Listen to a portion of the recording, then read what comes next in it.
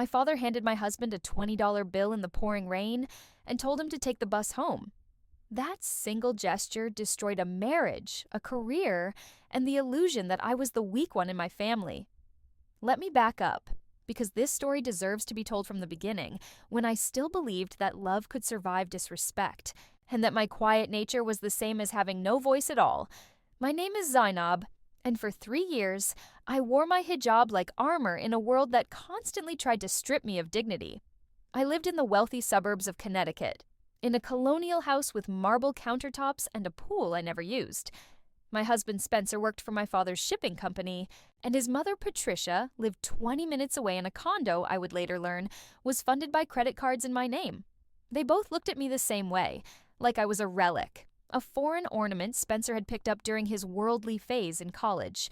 My modesty, my faith, my preference for quiet evenings over country club gossip, all of it was ammunition they used to justify treating me like I was less than human.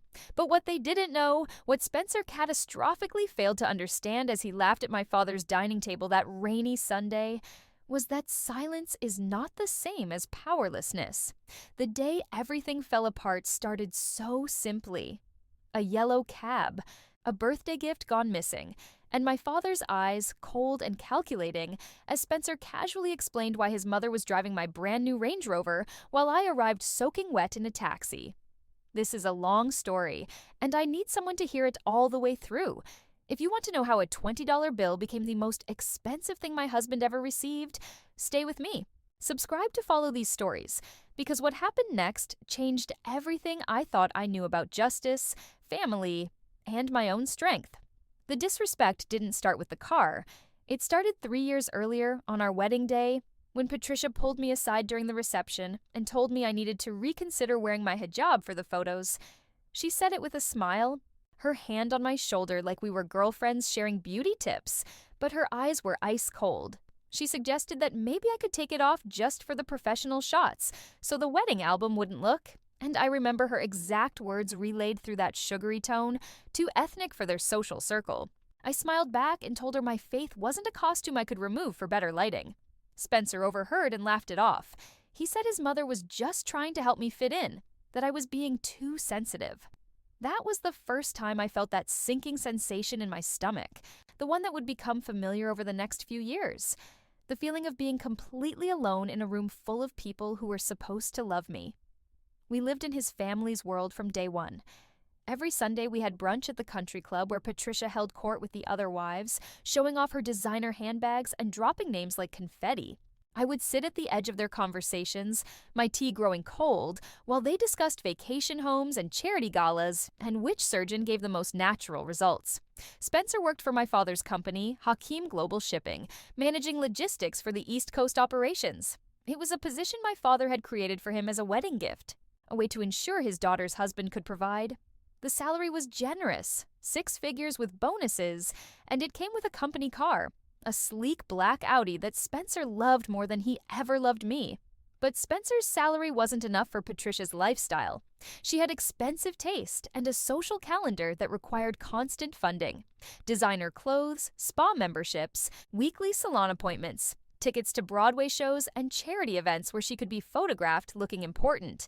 And somehow, none of this was ever enough. I started noticing small things. Credit card statements arriving at our house for accounts I didn't remember opening.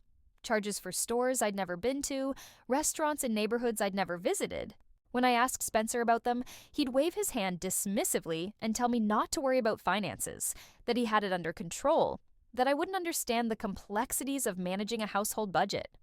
The first time I asked to see our joint bank account, he told me it would just confuse me. He said it with that patronizing smile he'd learned from his mother, like I was a child asking to drive the car. I let it go. That was my mistake, the one I'd pay for later when the bills came due. But at the time, I told myself that marriage required compromise, that his family's coldness would eventually thaw, that my patience would be rewarded with respect. My father saw through it all. During our monthly dinners at his estate in Greenwich, he would watch Spencer with an expression I couldn't quite read.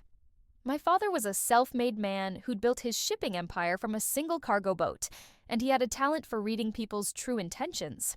He never said anything directly, but I could feel his disapproval in the way he'd pause before answering Spencer's questions, in the way his jaw would tighten when Spencer name-dropped mutual acquaintances like they were his achievements. Then came my birthday last month. My father gave me a Range Rover, pearl white with cream leather interior, the kind of car that made valets straighten their postures. He presented me with the keys at a small family dinner, just the three of us, and told me he wanted his daughter to travel safely and comfortably. He said I deserved to move through the world with grace and security. Spencer's face darkened. He tried to hide it behind a smile, but I saw the flash of something ugly. Resentment, maybe, or wounded pride. On the drive home, he was silent, his hands tight on the steering wheel of his company Audi. When we pulled into our garage, he finally spoke. He said my father was trying to make him look bad, that the gift was inappropriate, that I didn't need such an extravagant car when I barely left the house anyway. I didn't argue. I never did back then.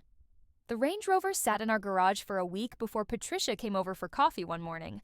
I was upstairs when she arrived, and when I came down, Spencer and his mother were standing by the car, examining it like it was a prize they'd won.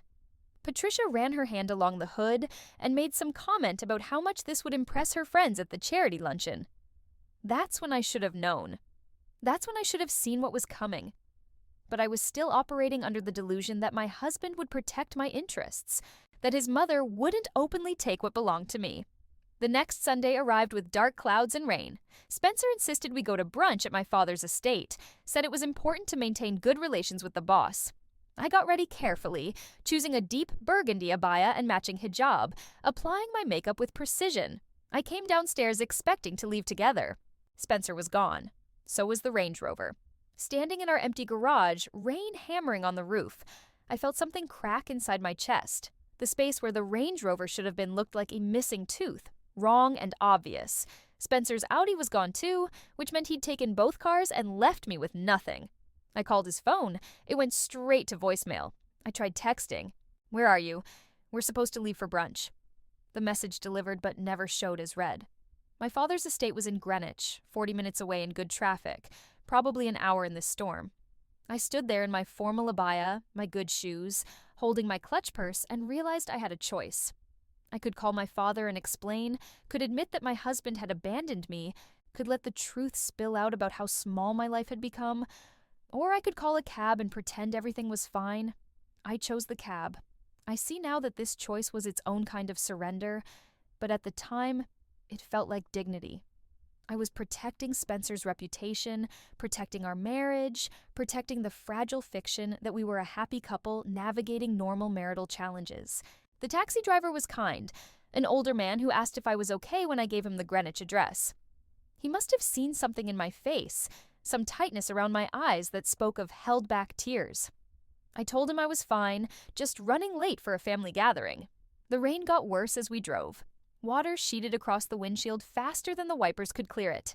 I watched the luxury cars pass us on the highway, sleek BMWs and Mercedes that moved through the storm like sharks, confident and predatory.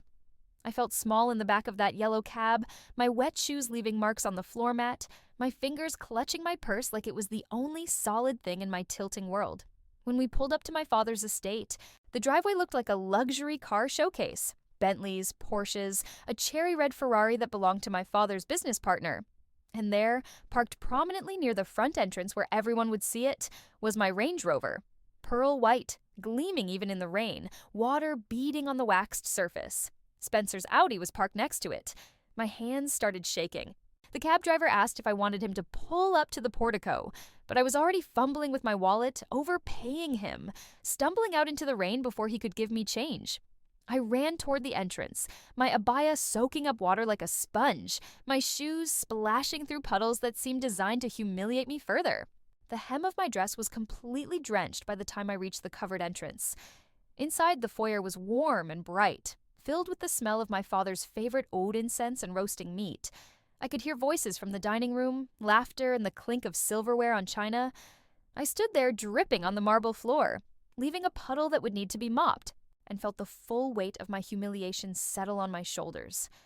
I wanted to turn around.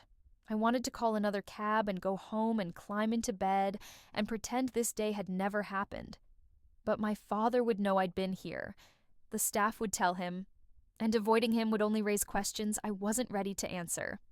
So I walked toward the dining room, my wet shoes squeaking on the marble, my head held high even though everything inside me was screaming to run. The dining room was stunning as always. A long mahogany table set with crystal and china, tall windows overlooking the grounds where peacocks wandered even in the rain. My father sat at the head of the table in his usual seat, wearing a crisp white shirt and navy blazer, his salt and pepper beard perfectly trimmed. He was the picture of controlled power, a man who'd built an empire through calculation and patience. Spencer sat 3 seats down, laughing at something, his mouth full of prime rib. He was gesturing with his fork, making some point with the casual confidence of a man who believed he belonged in this room. He didn't even look up when I entered, didn't notice his wife arriving soaked and humiliated while he enjoyed his meal. But my father noticed. His eyes found me immediately, and I watched his expression shift through several emotions in the space of a heartbeat. Surprise, concern, and then something else. Something colder and more dangerous. He set down his wine glass with precise care. My father's voice, when he spoke, was quiet, but it cut through the conversation like a blade. He asked me why I'd arrived in a taxi. Where was the Range Rover he'd given me just last week for my birthday? The room went silent. Every person at that table turned to look at me, and I felt their eyes like physical touches. I opened my mouth to lie, to make excuses, to protect Spencer the way I always had. But Spencer answered first. What Spencer said in that moment was worse than if he'd slapped me across the face in front of everyone. He spoke with this casual, dismissive tone, like he was explaining something obvious to a child who couldn't understand basic logic. He told my father that Patricia had the car. She'd needed it for a charity board luncheon at the West Hartford Center, had to make the right impression with the other board members. Then he gestured at me with his fork, still holding a piece of meat, and said I was simple, that I wore my scarf and stayed home, that a luxury SUV was wasted on someone like me. He actually used those words. Wasted on her. He said an Uber was fine for my needs. I felt something die inside me in that moment. Not love. I think love had been dying slowly for months, bleeding out through 1,000 small cuts. What died was hope. The hope that Spencer would ever see me as his equal, the hope that his family would ever accept me, the hope that I could make this marriage work through patience and compromise and sheer force of will. My father didn't yell. He didn't stand up or throw anything or make a scene. He simply looked at Spencer for a long moment, and I saw something terrifying in my father's eyes. A cold, calculated fury that I'd only seen once before, when a business partner had tried to cheat him out of a shipment contract. Then my father smiled. It wasn't a warm smile. It was the smile of a chess player who's just seen his opponent's fatal mistake 10 moves before the checkmate. He pulled out his phone from his jacket pocket, typed a single message, and put it away. The whole action took maybe 10 seconds. Then he nodded slowly and said that honesty was a virtue, that he appreciated Spencer's directness. Spencer actually beamed at this. He thought he'd won, thought my father was praising him for being straightforward about his priorities. He went back to his food, cutting another piece of prime rib, completely oblivious to the fact that he'd just signed his own death warrant. I stood there dripping on the expensive carpet, watching this scene unfold like I was outside my own body. Part of me wanted to scream at Spencer, to demand to know what gave him the right to give away my property. Part of me wanted to defend myself, to tell everyone at that table that I wasn't simple or wasteful or undeserving of nice things. But mostly, I just felt tired, so desperately tired of fighting to be seen as human in my own marriage. My father invited me to sit, asked one of the staff to bring me a towel and some dry clothes from the guest room upstairs. His voice was gentle with me, the way it had been when I was a little girl and had scraped my knee playing in the garden. That gentleness broke something in me, made tears prick at the corners of my eyes, but I blinked them back. I wouldn't cry. Not here. Not in front of Spencer. Not where he could see how deeply he'd wounded me. 20 minutes later, I was cleaned up and seated at the table, picking at a plate of food I couldn't taste. The conversation had moved on to business matters, shipping routes, and tariff regulations. Spencer was trying to contribute intelligent comments, trying to prove his value to my father's company. Then Spencer's phone rang. He pulled it out, glanced at the screen, and his face did something strange. Confusion mixed with irritation. He showed the screen to my father and asked if he minded if he took it. His mother was calling, and she usually didn't interrupt during work events unless it was important. My father made a gracious gesture, encouraging him to answer. He even suggested Spencer put it on speaker so he wouldn't have to step away from the table. Spencer accepted this invitation like the fool he was. The moment he hit the speaker button, Patricia's voice filled the dining room. She was shrieking, her words tumbling over each other in panic.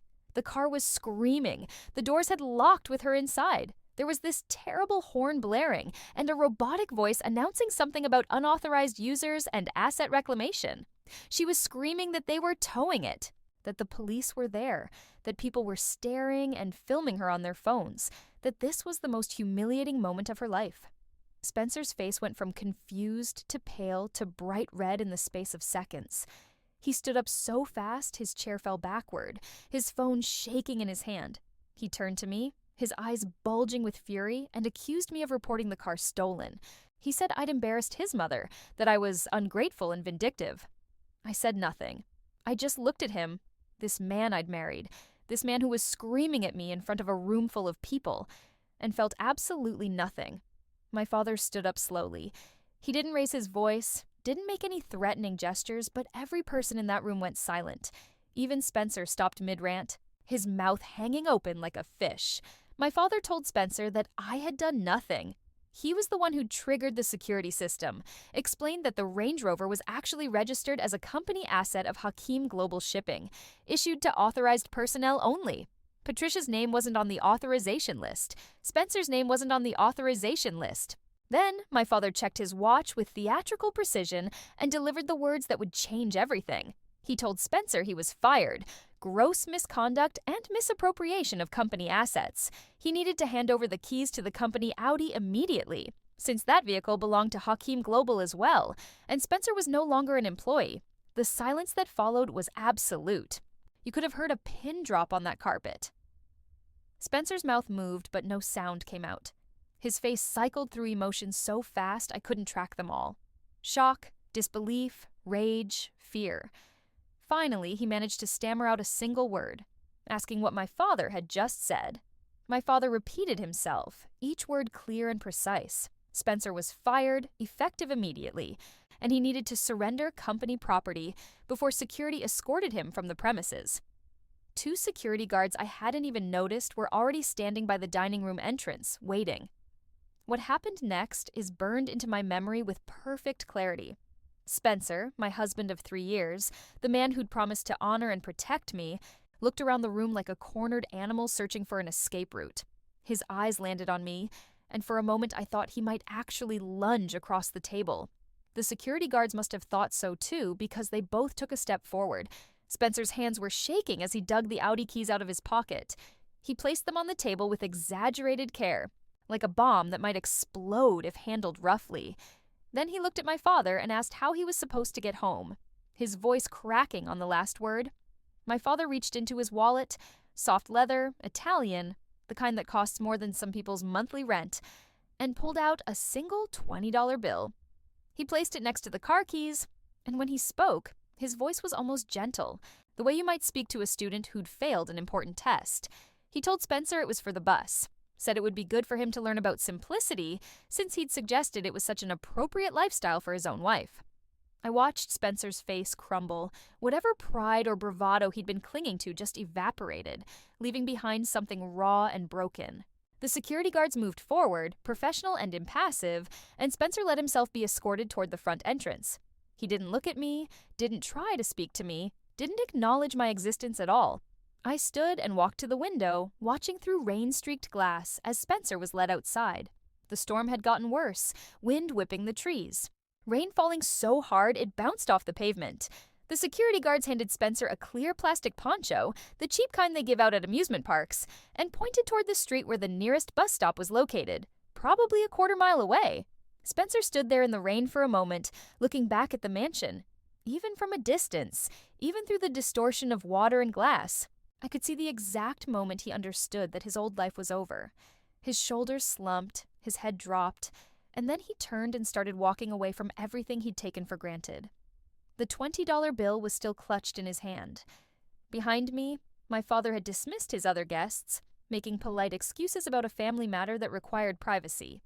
Within minutes, the house was quiet except for the sound of rain and the distant rumble of thunder. My father came to stand beside me at the window, and we watched together as Spencer's figure got smaller and smaller until he disappeared around a corner. My father didn't say "I told you so." He didn't lecture me about my choice in husbands or remind me that he'd had reservations from the beginning. He simply put his hand on my shoulder and told me I was welcome to stay in the guest house for as long as I needed, that I should take time to think about what I wanted to do next. I asked him about the car, how he'd known to set up that security system. He smiled slightly and explained that every gift he gave was protected. The Range Rover had GPS tracking, remote kill switches, cameras that activated when the car was in use. He'd received an alert that morning when the vehicle was taken without my biometric clearance. He'd watched the whole thing unfold on his tablet during breakfast. Patricia picking up the car from my garage, Spencer helping her transfer some shopping bags into the back seat, both of them laughing about something as they drove away. He'd waited to act until Spencer had condemned himself with his own words. That night, I stayed in my father's guest house, a beautiful cottage on the edge of his property with its own kitchen and fireplace. I sat wrapped in a blanket, drinking tea, watching the rain through windows that didn't leak. My phone kept buzzing, texts from Spencer that progressed from angry to desperate to pleading. I didn't read any of them past the first few words visible in the notifications. The next morning, I called a lawyer. Not just any lawyer. I called the firm that had represented my father in his most contentious business disputes, the ones who were known for being ruthless and thorough and very, very expensive. I told them I wanted a divorce, and I wanted to understand exactly what financial entanglements I was dealing with. What they found made Spencer's betrayal with the car look like a minor offense. The credit cards I'd noticed, the ones with charges I didn't recognize, there were 7 of them, all opened in my name using my social security number and forged signatures. The total balance was over $200,000. $200,000! The charges went back almost 2 years, a steady stream of luxury purchases, spa treatments, restaurant bills, even a Mediterranean cruise that Spencer and Patricia had taken last summer while I'd stayed home because I supposedly had a stomach flu. Every penny had been spent maintaining Patricia's lifestyle and Spencer's image of success. Designer clothes, jewelry, country club dues, a lease on a BMW that Patricia drove when she didn't have access to my Range Rover. There were charges for hotels in Manhattan, for dinners at Michelin-starred restaurants, for front-row theater tickets. My lawyer showed me the evidence with the grim satisfaction of someone who knew they had an airtight case. Every transaction was traceable. Every forged signature was provably not mine. Every purchase could be tied back to either Spencer or Patricia through receipts, photographs, social media posts where Patricia had tagged locations and bragged about her wonderful son. But here's what pushed everything over the edge. They'd been planning to remortgage our house. I found the preliminary paperwork in Spencer's office when I went back home to pack my things, escorted by one of my father's security guards who waited patiently while I sorted through 3 years of accumulated life. The remortgage application had been filled out 3 weeks ago. Spencer had forged my signature there too, claiming we needed to access equity for home improvements. The real purpose was clear from the documents attached. Patricia's condo was 3 months behind on association fees, facing foreclosure. Spencer was planning to pay off her property using a second mortgage on ours, securing her debt with our home, without telling me. Standing in our bedroom, his bedroom, I couldn't think of it as mine anymore. I felt something cold and hard settle in my chest. This wasn't just neglect or prioritizing his mother over his wife. This was calculated theft, systematic fraud, a long-term plan to drain me financially while keeping me too confused and isolated to fight back. The worst part? It had almost worked. My lawyer's name was Margaret Chen, a woman in her 50s with steel gray hair and the kind of sharp intelligence that made opposing counsel nervous. She laid out the evidence across her conference table like a prosecutor preparing for trial. Bank statements, credit card bills, forged signatures, social media screenshots, even security footage from stores where Patricia had used my cards. She told me we had multiple options. We could pursue criminal charges for identity theft and fraud. We could file for divorce and sue for damages. We could do both. But first, she wanted me to understand something important. Whatever I chose to do, it would get ugly. Patricia and Spencer wouldn't go quietly. and their desperation would make them dangerous. I told her I wanted everything. Criminal charges, divorce, full restitution for the debt, and I wanted their assets seized to pay me back. I wanted the kind of justice that left marks, the kind that couldn't be smoothed over with apologies or explained away with excuses. Margaret smiled. It wasn't a warm smile, but it was satisfied. She told me she liked working with clients who knew exactly what they wanted. The next 2 months were a masterclass in legal warfare.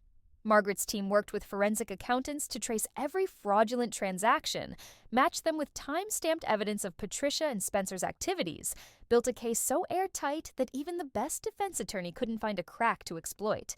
The divorce papers were served to Spencer at his mother's condo, where he'd been staying since my father had fired him. The criminal complaints were filed simultaneously. Within a week, there were warrants for both their arrests, though the charges against Spencer were more severe, given his role as my spouse and his access to my personal information. I should have felt victorious. Instead, I felt hollow. Every new piece of evidence, every forged signature, every lie exposed. It was just confirmation of what I'd known deep down but refused to believe. My husband had never loved me. His mother had never accepted me.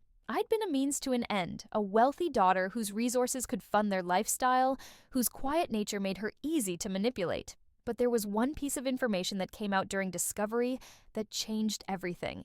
Patricia wasn't just spending money frivolously. She was blackmailing someone. The forensic accountants found regular deposits into Patricia's personal account, always in cash, always in amounts just below the reporting threshold for banks. The deposits had been coming in for over a year, every month, like clockwork. The amounts varied, but averaged around $8,000 per month. Margaret subpoenaed Patricia's phone records and email. What we found was ugly in a completely different way. Patricia had been having an affair with her neighbor's husband, a local judge who was married with 3 children. She documented everything: photos, videos, text messages planning their meetings. And then she'd started asking for money to keep quiet, suggesting that his wife and the Judicial Conduct Board might be very interested in his extracurricular activities. Spencer had known about the blackmail. There were texts between mother and son where they'd discussed how to spend the judge's money, joked about him being their personal ATM machine. Spencer had even helped deliver some of the blackmail notes, thinking it was clever and sophisticated rather than criminal. This discovery changed our strategy completely. Now, we weren't just dealing with credit card fraud and identity theft. We were dealing with 2 people who'd shown a pattern of predatory behavior, who'd been living off schemes and manipulation for years. My case was just one part of a larger pattern. The judge, when confronted with the evidence through his own attorney, made a deal immediately. He testified about the blackmail in exchange for having his identity protected in public documents, and a recommendation for probation rather than jail time for his cooperation. His testimony buried Patricia and Spencer. But Spencer, in his desperation, decided to try one last manipulation. He called me directly, bypassing my lawyer, violating the no-contact order that was part of the divorce proceedings. I was at my father's guest house when my phone rang with his number.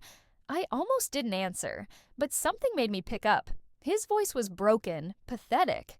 He told me he was sorry, that he'd made mistakes, that his mother had influenced him badly, but he still loved me.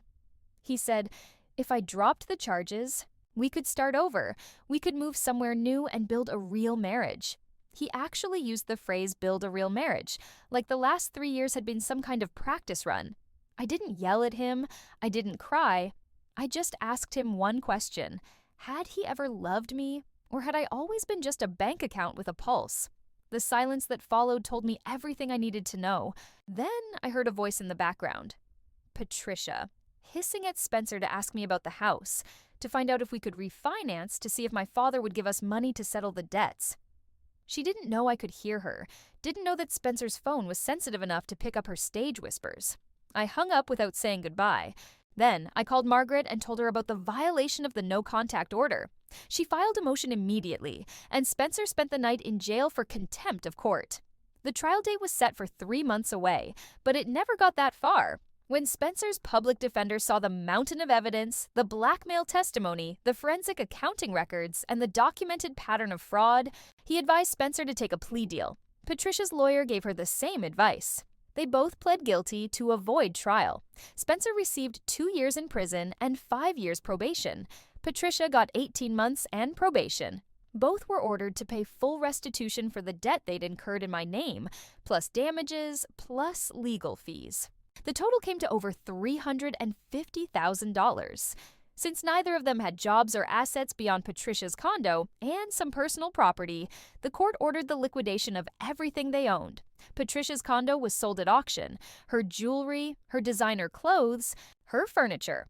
All of it went to estate liquidators who turned luxuries into cash that went directly into my bank account. Spencer's personal belongings were minimal since he'd been living off my money and company assets for years. What little he had, his watches, his suits, his golf clubs, went the same way. But the most satisfying moment came when Patricia's attorney tried to argue that the court should exempt certain items as family heirlooms. He produced a list that included an antique ring Patricia claimed had belonged to her grandmother, a pair of emerald earrings she said were irreplaceable, and a pearl necklace she insisted had sentimental value. Margaret pulled out credit card statements showing all 3 items had been purchased with my stolen credit within the last 18 months. The emerald earrings had been bought on my birthday while I was at home with food poisoning that Spencer had probably faked to keep me away from Patricia's shopping spree. The pearls were purchased the same day Spencer took me to the emergency room for a sprained ankle. He dropped me off and left to help his mother shop while I waited alone for x-rays. The judge was not amused. He denied the exemption request and added contempt citations against both Patricia and Spencer for lying to the court. Everything was sold. Everything was liquidated. And slowly, methodically, I was made whole financially. But the real transformation was still to come. The day Patricia's condo was auctioned off, I didn't attend. I didn't need to see it, didn't need the closure or the symbolism or whatever people think you need when your enemies finally face consequences. But Margaret sent me photos afterward. The empty rooms, the marks on walls where Patricia's expensive art had hung, the master bedroom with its indentations in carpet where furniture had sat for years. It looked like a stage after the performance ended, stripped of props and pretense, revealing itself as just empty space and painted walls. Spencer served his time at a minimum security facility in upstate New York. I was notified every time there was a status change in his incarceration. Transfers, incident reports, release updates. I deleted most of those notifications without reading them. His prison sentence wasn't the point, wasn't what I'd been fighting for. I wanted accountability, restitution, a public record that said what he'd done was wrong. The criminal convictions gave me that. Patricia wrote me letters from prison. Actual handwritten letters on lined paper. The kind you'd expect from a grandmother who didn't understand email. The first few were angry, accusing me of destroying her life, claiming I'd manipulated my father against Spencer, insisting that she'd always treated me well and I was being vindictive. I threw those away without finishing them. Later letters changed tone. She tried apologizing, claimed she'd been protecting her son, said she'd made mistakes, but surely I could understand a mother's love. She asked if we could talk after her release, suggested that maybe we could find a way to forgive each other and move forward as family. Those went in the trash too. The final letter was different. It arrived about 6 months after her sentencing, written in shakier handwriting that suggested something had broken inside her. She didn't ask for forgiveness this time. She just wrote that she finally understood. I had been the strong one all along, and she'd mistaken my quiet dignity for weakness. She said Spencer had done the same, and they'd both paid for that miscalculation. That letter I kept, not out of sentiment, but as a reminder of what silence could accomplish when backed by patience and power. The divorce was finalized while Spencer was still incarcerated.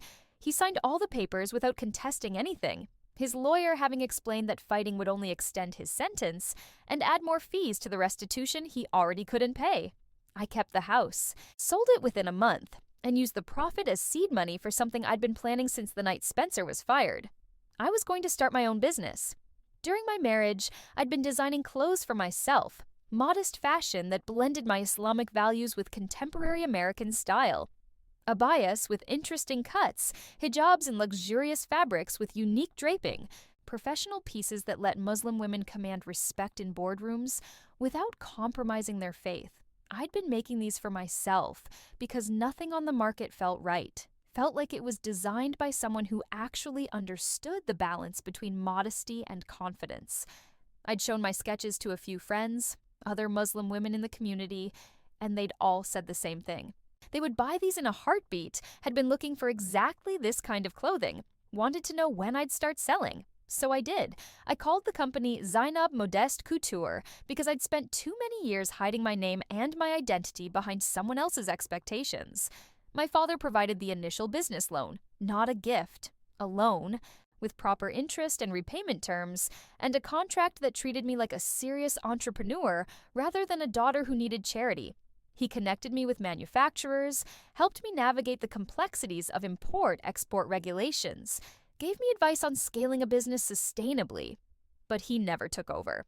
Never tried to run things for me. This was mine in a way nothing in my marriage had ever been. The first collection launched online and sold out in 3 days. The second collection, I tripled the inventory. It sold out in a week. By the third collection, I was fielding calls from boutiques in New York, Los Angeles, and Chicago, all wanting to carry my designs. The brand's aesthetic was exactly what I'd been living, but hadn't been able to articulate during my marriage. Strength through dignity, power through choice, beauty that didn't require anyone else's validation. My models were diverse. Different ages, different sizes, different ethnicities, all of them wearing their hijabs with the kind of confidence I'd had to fight to reclaim. The press coverage started small, local features in Connecticut lifestyle magazines about a Muslim designer creating waves in modest fashion.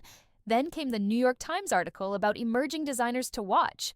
Then Vogue did a feature on modest fashion going mainstream, and my pieces were prominently featured. Spencer's mother's charity board friends, the same women who'd looked through me at country club brunches, who'd talked around me like I was furniture, started wearing my designs. They posted photos on social media, tagged my brand, talked about how elegant and sophisticated the pieces were. None of them seemed to remember that they'd once dismissed the designer as too ethnic, too foreign, too quietly insignificant to matter. I didn't call them out. I didn't need to. Success was its own statement. The business grew fast enough that I needed to hire staff, rent proper office space, expand from e-commerce to wholesale distribution. My father helped me find a location in a renovated industrial building in Manhattan, all exposed brick and high ceilings with enormous windows that filled the space with light. I hired a small team, a production manager, a marketing director, 2 seamstresses who understood the technical challenges of modest fashion, an accountant who kept everything organized and legal. Every person I hired was someone who'd been underestimated somewhere in their career, passed over for opportunities because they didn't fit someone's narrow definition of what success should look like. My production manager was a woman who'd left corporate fashion after being told she was too old. My marketing director was a Muslim woman who'd been fired from an agency for wearing hijab to client meetings. My seamstresses were immigrants who'd been doing alterations in small shops despite having degrees in fashion design from their home countries. We were a company built by people who'd been told we were less than, and we were proving everyone wrong. 3 years after Spencer was fired at my father's dining table, Zainab Modeste Couture had expanded to 17 stores across 10 states, employed 43 people, and generated annual revenue in the 8 figures. I'd been featured in Forbes' 30 Under 40 list under retail innovation. My designs had been worn by Muslim congresswomen, by athletes, by musicians, by regular women who just wanted to feel powerful and beautiful in their own skin. I'd built an empire from the ashes of my worst humiliation. And through it all, I never saw Spencer or Patricia. They existed in my past tense, in court documents and payment plans and prison records, but not in my actual life. I'd moved on so completely that when people asked about my personal history, I'd almost forget to mention I'd been married. That time felt like it had happened to a different person. A younger and more naive version of myself who'd believed that love meant sacrifice instead of partnership. Then came the 5th anniversary of the day Spencer was fired. I had a celebration dinner planned at a high-end restaurant in Manhattan, a private room for my team and my father, and a few close friends who'd supported me through everything. It was at this beautiful place in Midtown, the kind of restaurant where executives closed million-dollar deals over wine pairings and artistic plating. I arrived early, wanting a moment to myself before everyone else showed up. I took an elevator to the restaurant's floor, walked through the elegant lobby with its marble and brass fixtures, and headed toward the private dining room. That's when I saw him. He was standing outside the restaurant entrance, wearing a burgundy vest with gold buttons and black slacks. A valet. He had one of those earpieces that valets use to communicate with each other, and he was holding a number ticket in his hand, waiting for the next luxury car to pull up so he could open doors and park vehicles and hope for generous tips. Spencer looked old. Not just older, old. His hair had thinned dramatically, receding back from his forehead in a way that made him look a decade past his actual age. He'd lost weight, but not in a healthy way. His face gaunt and hollow-cheeked. His shoulders stooped like he was carrying something heavy and invisible. The crisp confidence he'd worn like armor at my father's dining table had been replaced by something deflated and defeated. I stopped walking. For a moment, I couldn't breathe, couldn't process what I was seeing. My ex-husband, the man who'd stolen from me and dismissed me and given my property to his mother without asking, was parking cars in the freezing cold outside the restaurant where I was about to celebrate my success. He didn't see me at first. He was focused on an approaching Mercedes, already moving forward to open the driver's door, his face arranged in that professional smile service workers wear when they need tips but don't feel the emotion. The driver handed him keys and a $5 bill, and Spencer accepted both with a deferential nod that made something twist in my chest. Not pity. I didn't feel sorry for him, but something complicated and uncomfortable, like watching a building you once lived in get demolished. There's no love left for the structure, but you remember living inside it, remember thinking it was permanent and safe. Then he looked up and saw me. I watched recognition hit him in stages. First confusion, a well-dressed woman in a designer hijab and tailored coat wasn't the usual demographic for this entrance. Then the color drained from his face as he realized who exactly he was looking at. His mouth opened slightly, closed, opened again like a fish gasping for air. I had a choice in that moment. I could acknowledge him, could say something cutting and perfect, could let him know exactly how far I'd risen while he'd fallen, or I could do what I'd been doing for 5 years, move forward without looking back, without giving him space in my present tense. I adjusted my hijab, a gesture that felt automatic but probably looked deliberate. Then I walked past him toward the restaurant entrance without saying a word, without even making eye contact a second time. Behind me, I heard someone calling him to grab another car, and his footsteps shuffled away across the cold pavement. Inside, the restaurant was warm and elegant, all soft lighting and white tablecloths, and the quiet murmur of expensive conversations. My father was already there, sitting in our private room, looking at his phone.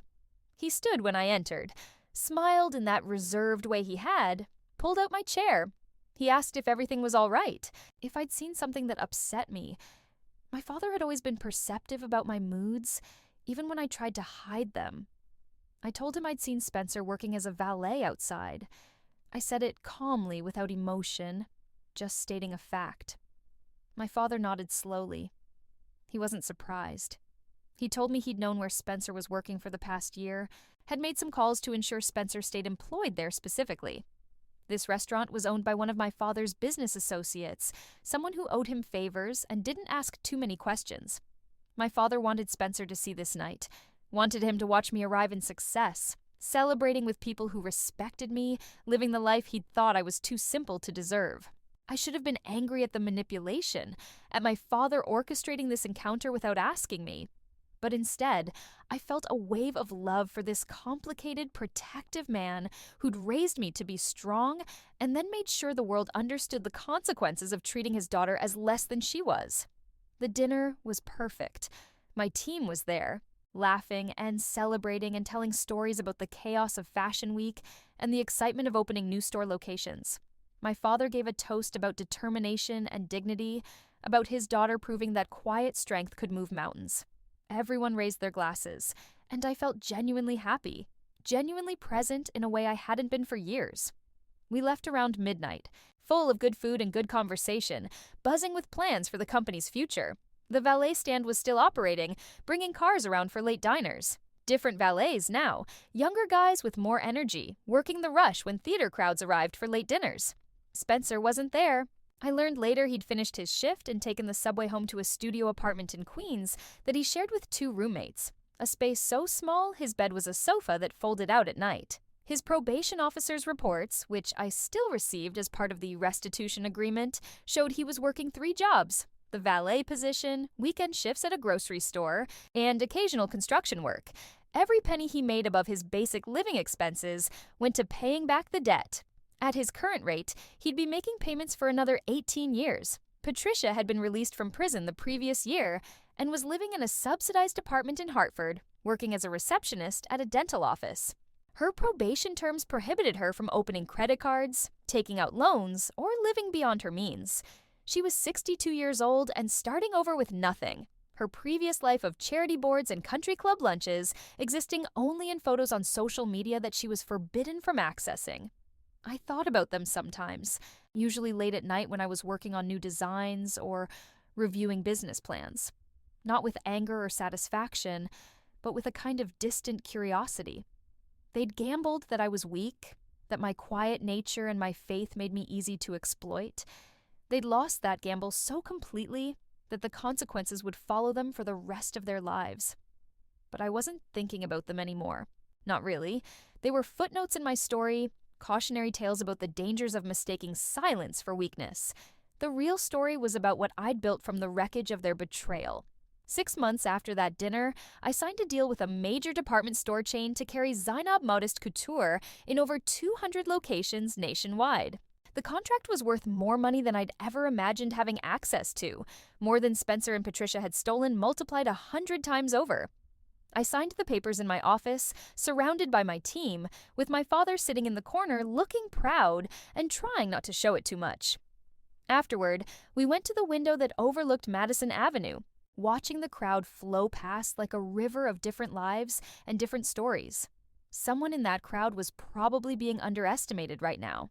Someone was being told they were too quiet, too foreign, too modest, too different to succeed. Someone was being stolen from, lied to, dismissed.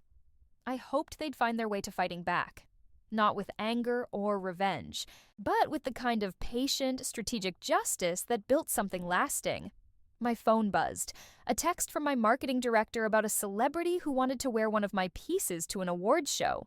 I replied quickly, feeling that familiar thrill of momentum, of a business growing faster than I could sometimes track. The sun was setting over Manhattan, painting the buildings gold and pink and purple.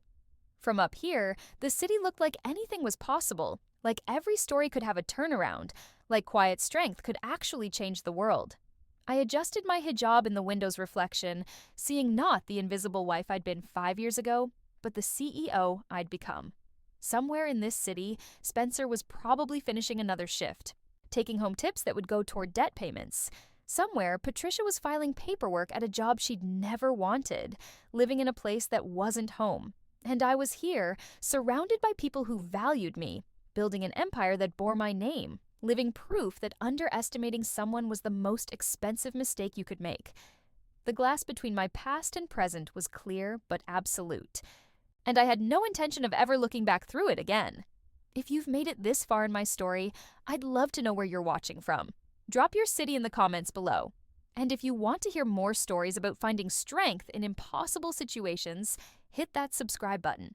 Because the truth is, we're all stronger than anyone thinks. We just have to decide to prove it.